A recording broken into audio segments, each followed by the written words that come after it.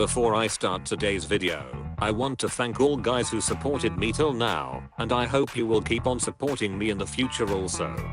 I request to all of you guys who watch my videos and likes it, to subscribe to my channel. It really helps a lot in growing the channel, and there is definitely going to be more videos on HNG. Now let's move to the video.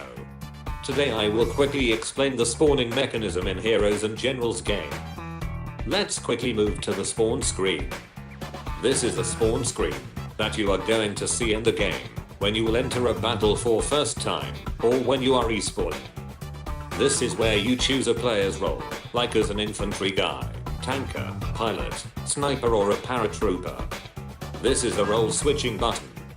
Click on it, and you will see all the options of different roles available to you for spawning. If you are not seeing any one of the role in your battle, then generally there can be 3 reasons for this. First one is that you don't own that role. The second one is that your battle don't have that role's resources. The third reason will be that the objective line on which you are spawning doesn't have the resources that you are looking for. These are all the types of resources available in the game. Now let's move on how to know the available resources to spawn. There are 2 basic ways of knowing the resources of a match. First one is by pressing the tab key on the keyboard. This will show you all the resources available in the battle for all the factions in the battle. To know the resources available for a particular battle line, as an attacker, just move the mouse cursor over the first objective of any attacking line. Here you will see all the resources available for that particular line. Now when you are a defender, move your mouse cursor on the main objectives to know all the resources available for the defending team. Remember, by default you will spawn as whatever role or class you have selected before entering in queue of the battle. To spawn into the battle, select the friendly blue spawn marker nearest to the next objective, or as you desire. Now when you are done choosing what and where to spawn, you will consume 1 resource of that particular role when you spawn down. Like for example, if I choose an infantry guy with a jeep, I will consume 1 infantry and 1 jeep resource. You will see the resources getting decrease as you and your team will spawn. This indicates that the resources are limited in numbers. So spawning continuously without thinking will cost your team in many ways. Now I will tell you the different spawning points for each role of soldiers. First, for the infantry guy. They can spawn on any friendly spawn points with all the vehicles except APCs. APCs can be spawned only on the main objectives as a defender, or at starting objective of any line as an attacker. You can also spawn directly into friendly APCs by clicking on the APC marker on the spawn screen. And remember that only infantry and snipers can spawn in the APCs. As an attacker you can only spawn on APCs that is in your line.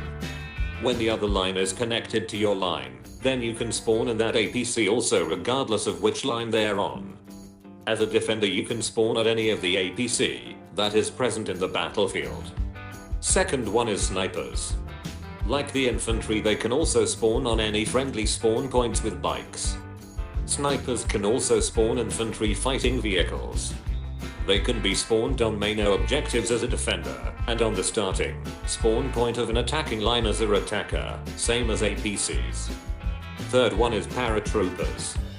They can spawn and travel anywhere on the map depending upon the AI-controlled carrier aircraft, which will mainly fly to the next objective point that needs to be captured.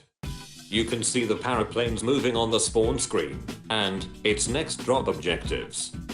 For understanding jumping mechanics of paratroopers from planes, you can see my guide video on paratroopers, link is in the description. The fourth one is tanks. Like APCs, tanks can only be spawned on main objectives as defenders, and on the starting objective of a line as an attacker.